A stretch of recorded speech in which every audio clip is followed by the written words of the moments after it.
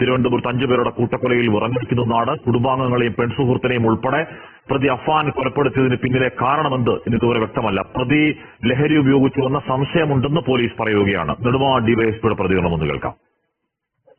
ലഹരി ഉപയോഗത്തെ കുറിച്ച് എന്തെങ്കിലും ലഹരി ഉപയോഗം അതിന്റെ എവിഡൻസ് ഉണ്ട്. ലഹരി ഉപയോഗിക്കുന്നു എവിഡൻസ് ഉണ്ട്. നമ്മൾ കൂടുതൽ സയന്റിഫിക് പരിശോധനയ്ക്ക് ശേഷം മാത്രം അത് കൂടുതൽ ഡീപ്പായിട്ട് പറയാം. ഏത് തരത്തിലുള്ളതാണ്? മറ്റോ MDMA ആണോ? അങ്ങനെ അതിപ്പോ പറയാൻ പറ്റില്ല. പരിശോധനയ്ക്ക് ശേഷം ലഹരി ഉപയോഗിച്ചു എന്നുള്ളത് ഉണ്ട്. എല്ലാ എവിഡൻസും ഉണ്ട്. കഴിഞ്ഞ ദിവസം നടന്ന കൂട്ടക്കൊലവുമായി ബന്ധപ്പെട്ടുള്ള ഒരു കഥയാണ് നമ്മൾ കേട്ടിട്ട്. അഫാൻ എന്ന് പറയുന്ന ഒരു വ്യക്തിയിലെ അപ്പോ ഒരു പേര് മാത്രമല്ല, ധാരാളം പേരുകൾ ഇപ്പോ ഈ ഒരു കഴിഞ്ഞ ഒരു മാസത്തിനടുത്ത് അതല്ലെങ്കിൽ ഒരാഴ്ചക്കടുത്ത് ഇതുമായി ബന്ധപ്പെട്ട എത്ര കൊലപാതകങ്ങൾ കുറെ നടന്നിട്ടുണ്ട്. ഇപ്പൊ ഈ അടുത്തൊരു ആദിൽ എന്ന് പറയുന്ന ഒരാള് സ്വന്തം മോനെ കൊന്നു. അതെ, അതും കൊന്നത് എങ്ങനെയാണ്? അവൻ പഠിക്കുന്ന സ്ഥലത്തുനിന്ന് ഒന്ന് വീട്ടിലേക്ക് വന്ന് കൊല്ലാനായിട്ട് വന്ന പോലെ. അതെ അതെ. കഴിഞ്ഞ കുറെ കാലങ്ങൾക്ക് മുമ്പ്, വർഷങ്ങൾക്ക് മുമ്പൊക്കെ ഒരു പത്രം എടുത്ത് നോക്കിയാലേ കൊലപാതകത്തിന്റെ ന്യൂസ് കിട്ടണമെങ്കിൽ നമ്മളെ ഉള്ളത്തെ ചെറുപ്പുറത്തേക്ക് പോയാൽ അടിയിലുണ്ടാവും കുറച്ച് പേരുണ്ടാവും. പക്ഷെ ഇപ്പൊ അതിന്റെ ആവശ്യം 2 പേജ് എല്ലാ ദിവസവും തുറന്നാലും എന്തെങ്കിലും ഒരു കൊലപാതകം അത് വലിയൊരു സംഭവമായിട്ട് കാണിക്കുന്ന രൂപത്തിലുള്ള ഒരു കൊലപാതകമായിരിക്കും ഉണ്ടാവുക. അഥവാ പല വ്യത്യസ്തമായ പല രൂപങ്ങളിൽ അല്ലേ? എന്താ പൊതുവെ എന്തായിരിക്കാം? എന്താന്ന് വെച്ചാല് ഇപ്പൊ എല്ലാ കൊലപാതകവും എടുത്തു നോക്കി കഴിഞ്ഞാല് അതിന് മെയിൻ ആയിട്ടുള്ള ഒരു കാര്യം ലഹരി ഉപയോഗം തന്നെ. മുഖ്യപ്രതി ലഹരിയാണ്. അതെ.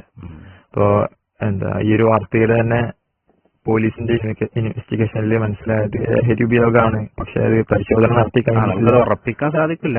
എങ്കിലും ഒരു പ്രധാനപ്പെട്ട ഒരു വില്ലൻ എന്ത് തന്നെയാണ്, ലഹരി തന്നെയാണ്. അയാള് ലഹരി ഉപയോഗിച്ചിട്ടുണ്ട് എന്ന് പോലീസ് പറഞ്ഞിരുന്നുണ്ട്. നമുക്കത് പ്രത്യേകിച്ച് ഒരു പെട്ടെന്ന് തന്നെ ഉറപ്പിക്കാൻ സാധിക്കുന്നില്ലെങ്കിൽ പല വിഷയത്തിലും എന്ത് ചെയ്തിട്ടുണ്ട്.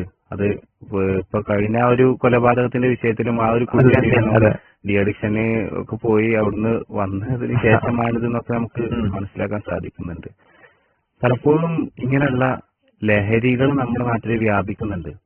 അതിന് ഒരു വേള നമ്മുടെ സർക്കാരുകളും അതിന് കൂട്ടുനിൽക്കുന്നുണ്ടോ എന്ന് സംശയമാണ്. ഇപ്പോ ആ ഒരു വിഷയത്തിൽ വന്ന ഒരു കമന്റ് ഇങ്ങനെയാണ്: ബീവറേജ് കോർപ്പറേഷൻ എല്ലാ ജംഗ്ഷനുകളിലും സ്ഥാപിക്കുന്ന തിരക്കിലാണ് സർക്കാർ എന്നുള്ളത്. എത്രയും പെട്ടെന്ന് ഷോപ്പുകളിലും പലചരക്ക് കടകളിലൊക്കെ MDM പോലെ കഞ്ചാവ് പോലെയുള്ള പൊടികൾ അതുകൂടി വിൽക്കാൻ അനുമതി കൊടുക്കണം സർക്കാർ എന്നതാണ്. പ്രതികളെല്ലാം ജയിലിൽ നിന്ന് മോചിതരാക്കണം. എന്നാൽ ഒന്നാം പ്രതി സർക്കാർ തന്നെയാണ് ജയിലിലേക്ക് അടക്കേണ്ടത്. ഓരോ ഔട്ട്ലെറ്റുകൾ ഇങ്ങനെ പുതുതായി തുറക്കുന്നതോടുകൂടി ഇവിടെ ഇങ്ങനെ എന്ത് ചെയ്യാണ്, അതുകൊണ്ട് പല പ്രശ്നങ്ങളും ഉണ്ടായിക്കൊണ്ടിരിക്കുകയാണ്. മദ്യം അത് മദ്യമാണ് ഏറ്റവും വലിയ പ്രശ്നം. നബ്സലാം പറഞ്ഞതാണ് മദ്യം മറ്റുള്ള ലഹരികളുടെ മാതാവാണ് എന്നുള്ള പറയുന്നതില്ലേ. എല്ലാ മ്ലേച്ഛതയും അത് കൊണ്ടുവരുന്നത് മദ്യമാണ്. നമുക്കൊരു കഥ നമ്മളെല്ലാവർക്കും സുപരിചിതമായ ഒരു കഥയാണ്. ഒരു ഭക്തനായൊരു വ്യക്തി അയാളെ കുറച്ച് ആളുകൾ ചേർന്ന് ഒരു റൂമിലേക്ക് അടച്ചിടാം. അപ്പോ ഇവര് പറയുന്നുണ്ട്, ഈ അടച്ചിട്ട ആളുകൾ ഇയാളോട് പറയുന്നുണ്ട്, ആ റൂമില് ഒരു പെണ്ണുണ്ട്, അതുപോലെ ഒരു മദ്യത്തിന്റെ ഒരു കുപ്പിയുണ്ട്, ഒരു കുഞ്ഞുണ്ട്, ഒരു ചെറിയൊരു കുഞ്ഞ്, പിന്നെ ഒരു കത്തിയുണ്ട്. അങ്ങനെ ഇയാളെ റൂമിൽ അടച്ചിട്ട ആളുകള് ഇയാളോട് പറയുന്നുണ്ട്, ഒന്നെങ്കിൽ നീ ആ പെണ്ണുമായി വിഭജിക്കണം, അല്ലെങ്കിൽ നീ ആ മദ്യം കുടിക്കണം, അല്ലെങ്കിൽ ആ കുട്ടിയെ കൊന്നുകളയണം. അപ്പൊ ഈ ഭക്തനായ വ്യക്തി ആലോചിക്കാണ്, ഒരു പെണ്ണിനായിട്ട് ഞാൻ വിഭജിച്ചു കഴിഞ്ഞാല് അത് ഇസ്ലാം അനുവദിക്കാത്ത മ്ലേച്ഛകരമായ ഒരു കാര്യമാണ്, ഞാനത് ചെയ്യൂല. അതെ. പിന്നെ രണ്ടാമത്തെ ഓപ്ഷനാണ് മദ്യമാണ്. മദ്യമാണെങ്കിൽ ഇസ്ലാം വിലക്കിയ ഒരു വെള്ളമാണ്, അത് ഞാൻ കുടിക്കൂല. അത് കുടിച്ചു കഴിഞ്ഞാൽ ഭയങ്കരമായ പ്രശ്നങ്ങൾ ഉണ്ടാവും, അതുകൊണ്ടൊന്നും ഞാൻ ചെയ്യില്ല. പിന്നെ അന്യായമായി ഒരു കുട്ടിയെ, ഒരു മനുഷ്യനെ കൊന്നു കഴിഞ്ഞാൽ അത് കുറെ മനുഷ്യന്മാരെ കൊന്നതിന് തുല്യമാണ് എന്ന് പ്രവാചകൻ പഠിപ്പിച്ചിട്ടുണ്ട്. അപ്പൊ അതും എനിക്ക് ചെയ്യാൻ കഴിയില്ല എന്നിങ്ങനെ അയാൾ പറയുന്നുണ്ട്. ആ സമയത്ത് അയാളെ നിർബന്ധിപ്പിച്ചുകൊണ്ട് പറയുന്നുണ്ട്, നീ ഇതിൽ ഏതെങ്കിലും ഒന്ന് ചെയ്തില്ല എങ്കിൽ നിനക്ക് ഇവിടുന്ന് രക്ഷപ്പെടാൻ കഴിയില്ല. അങ്ങനെ ഈ ഭക്തൻ ഒന്നുകൂടി ആലോചിക്കുകയാണ്, ഈ 3 തിന്മകളെ ഒന്നുകൂടി ആലോചിച്ചിട്ട് താരതമ്യേന അതിൽ നിന്ന് കുറ്റം കുറഞ്ഞത്, അതായത് തിന്മ അയാൾക്ക് കുറഞ്ഞത് എന്ന് തോന്നുന്ന ഒരു തിന്മ ആ 3 ഏതാണെന്ന് അയാൾ തിരഞ്ഞെടുക്കാണ്. അപ്പൊ അയാൾക്ക് തോന്നിയത് മദ്യമാണ്. അങ്ങനെ മദ്യം കുടിക്കാം എന്ന് വിചാരിച്ച് അയാൾ മദ്യം തെരഞ്ഞെടുത്തു, അയാളത് കുടിച്ചു. അതിനുശേഷം അയാൾക്ക് ഉണ്ടായത് അയാളുടെ സ്വബോധം നഷ്ടപ്പെട്ടു, അയാൾ ആ പെണ്ണുമായി വ്യഭിചരിച്ചു, അതിനുശേഷം ആ കുട്ടിയെ കൊന്നു കളഞ്ഞു. ഇതാണ് അതൊക്കെ ചെയ്തു. അതെ. അപ്പൊ ഒരു തിന്മ തെരഞ്ഞെടുത്തപ്പോ അതിന്റെ ബാക്കിയുള്ള മുഴുവൻ തിന്മകളും കാരണമായി എന്നുള്ളതാണ്. അതെ, യഥാർത്ഥത്തില് എല്ലാ ലഹരികളും ഇതൊക്കെ തന്നെയാണ് സംഭവിക്കുന്നത്. ഇതുപോലെ തന്നെ ഓരോ ലഹരി ചെയ്യുന്നു, അതിന്റെ ഭാഗമായി കിട്ടുന്ന നിരവധി തിന്മകൾ അവരിലേക്ക് പ്രവേശിച്ചിരിക്കുകയാണ്. ഇത്തരത്തിൽ ആ ഒരു കൊലപാതകങ്ങളൊക്കെ ഈ ഒരു അവസ്ഥയിൽ തന്നെ ആയിരിക്കാം ഒരുപക്ഷെ. അതെ. മാത്രമല്ല നമുക്ക് ഇതിൽ ലഹരി മാത്രമല്ല ചെയ്യാൻ മതിയോ? ലഹരി മാത്രല്ല, ഇപ്പോ നമ്മുടെ ഇന്നത്തെ കാലഘട്ടത്തിൽ നമുക്ക് ചർച്ച ചെയ്യാൻ പറ്റിയ വലിയൊരു സംഭവമാണ് ഇപ്പോ ഈ ഒരു കൊലപാതകങ്ങൾ മാത്രമല്ല, മനുഷ്യൻ ചെയ്യുന്ന കൂടുതൽ തിന്മകളിലും സ്വാധീനം ചെലുത്തുന്ന മറ്റൊരു കാര്യമാണ് ഈ ഇന്നത്തെ സിനിമകൾ. സിനിമകൾക്ക് ഇല്ലാത്ത പ്രാധാന്യമുണ്ട്. ഞാൻ ഇതുമായി ബന്ധപ്പെട്ട് ഇങ്ങനെ കഴിഞ്ഞ ദിവസം ന്യൂസ് നോക്കിയ സന്ദർഭത്തില് ഇതിന്റെ അടിയിൽ ഇങ്ങനെ കമന്റ് നോക്കുന്ന സമയത്ത് എല്ലാവരും, അഥവാ ഇപ്പോ സിനിമയെ പൊതുവെ ആളുകൾ ഈ ഒരു മുസ്ലിമീങ്ങളായ ആളുകളാണല്ലോ എതിർക്കാറുള്ളത്, ഇത് പാടില്ല എന്നുള്ളത്.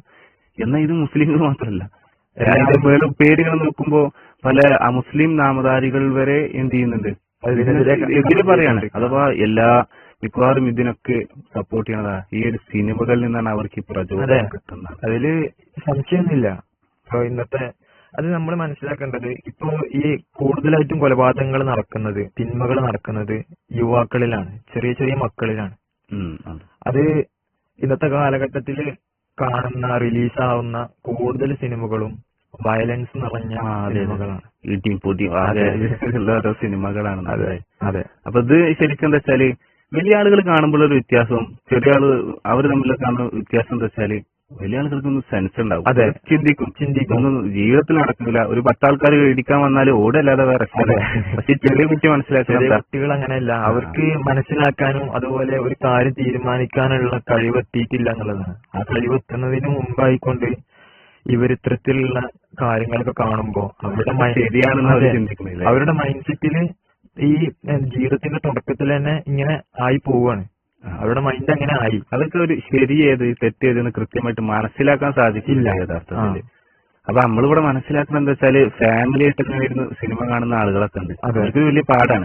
നാളെ പിറ്റേന്ന് ഈ കുട്ടികൾ ഇങ്ങനെ ചെയ്താൽ നമുക്ക് എന്ത് ചെയ്താ, എന്റെ കുട്ടി എന്തുകൊണ്ട് ഇങ്ങനെ ചെയ്തു എന്ന് പറയാൻ നമുക്ക് എന്തെങ്കിലും ഒരു അവകാശമാണ് യഥാർത്ഥത്തില്. പക്ഷേ അവര് എന്താ കാണുമ്പോ തന്റെ മക്കളൊന്ന് കണ്ടോട്ടെ എന്നുള്ള രീതിക്ക് ഇരുന്നാട് കാണിച്ചു കൊടുക്കും. പക്ഷെ മക്കള് കാണുന്നത് സാധാ വെറും സിനിമയല്ല, അവരവരുടെ ജീവിതം അങ്ങനെ ആയിരിക്കണം എന്നുള്ള ഒരു മാനസികാവസ്ഥയിലാണ് അവർ കാണുന്നത്. മാത്രല്ല ഈ ചെറിയ കുട്ടികൾക്കിടയിലുള്ള അവരുടെ സ്വഭാവമാണ് ഒരു ഹീറോയിസം. അതെ, അഥവാ ഞാനൊരു ഹീറോ ആയിട്ട് ഇങ്ങനെ കാണുന്ന പ്രത്യേക കുട്ടികൾ ചിന്തിക്കും. അതെ, സ്വാഭാവികമായിട്ട് ഈ സിനിമ കൂടി കാണുമ്പോ എന്ത് ചെയ്യും, അവര് ഈ സിനിമയില് നടൻ വില്ലനെ എന്ത് ചെയ്യുന്നു, രണ്ടടിക്കുന്നു അല്ലെങ്കിൽ വെടിവെക്കുന്നു, ഇങ്ങനെ ചെയ്തിട്ട് ഇങ്ങനെ സ്ലോ മോഷനിൽ നടന്നു വരും.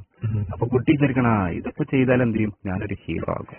അപ്പൊ ഇതാണ് യഥാർത്ഥത്തിൽ ഹീറോ ആക്കാനുള്ള വഴി കാണുമ്പോ എന്ത് ചെയ്യാണ്, സ്കൂളിൽ ചെല്ലുമ്പോ ഒരു കുട്ടി എന്തെങ്കിലുമൊക്കെ അവർ 2 അടി കൊടുത്താൽ ആ ഹീറോ ആകും. മുമ്പിലൊരു ഷോ.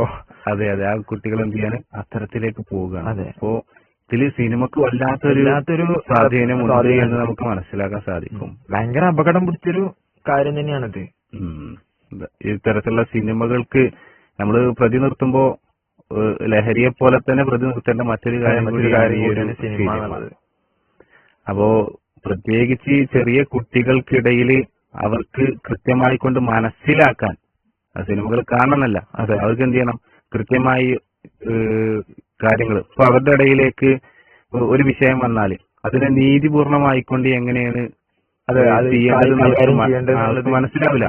അവർ ഈ ചെറുപ്പത്തിലേ ഇങ്ങനെ ഈ ഒരു വയലൻസ് കണ്ട് ശീലിച്ചാൽ പിന്നീട് അവർക്ക് എന്ത് ചെയ്യും, അവർക്ക് അതിനെ ആ ഒരു വയലൻസിനെ സമീപിക്കുന്ന പോലെ തന്നെ അവർക്ക് എന്ത് ചെയ്യുള്ളൂ, അതിനെ സംസാരത്തിലും അത് തന്നെയാണ് ഉണ്ടാവുന്നത്. അത് ഒന്ന് പറഞ്ഞാൽ രണ്ടാമത്തേന് തല്ലാണ്. അതെ.